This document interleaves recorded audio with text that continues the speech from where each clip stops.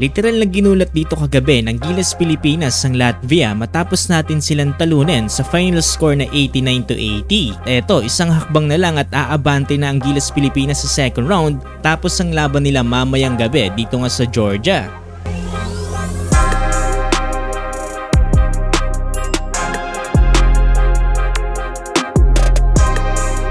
Sa wakas matapos ang ilang dekada, finally nakatalo na rin muli dito ang Gilas Pilipinas ng isang European team. Ayon kasi mismo dito sa FIBA, since 1960 pa ang huling pagkapanalo ng Gilas Pilipinas sa isang European team. At ang isa pa sa nagpaganda dito, kahit isang beses dito sa buong game ay hindi nga nagawang lumamang dito ng Latvia. Talagang ibang-iba yung mga ipinakita dito ng Gilas Pilipinas sa kanilang tune-up games. Talagang sobrang balanse yung ipinakita dito ng bawat players. Itong dalawang bigs natin na sila Junmar Fajardo at Kai Soto ay talagang nagpakitang gilas agad dito sa unang minuto pa lang ng laban. Tapos sabayan pa yan dito ng magandang shooting ng Gilas Pilipinas. Kung titignan natin, 45% from beyond the arc dito ang Gilas Pilipinas compared sa 23.8% lamang dito ng Latvia. Sobrang alat dito ng Latvia from beyond the arc, kaya naman unti-unti silang pinukol dito ng Gilas Pilipinas. Ang biggest scoring run pa natin dito kontra sa Latvia ay umabot sa 11-0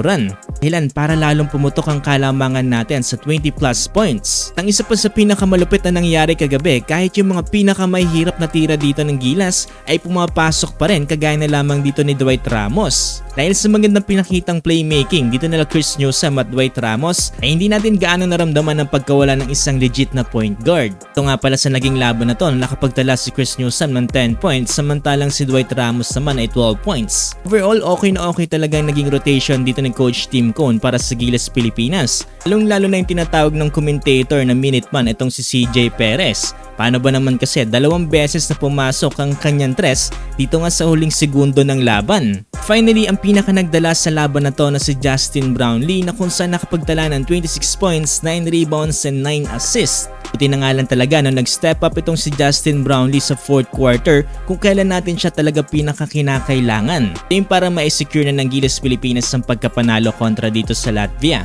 Ay mismo dito sa FIBA ay automatic na magiging qualified na para sa semifinals itong Latvia. Samantalang ang Pilipinas naman ay magko-qualify lamang kung matatalo natin ang Georgia. Kung matatambakan naman nila tayo ay dapat hindi to tataas ng 18 points. So yun, kung tinalo natin itong Latvia ay siguradong tataas ang confidence dito ng Gilas Pilipinas.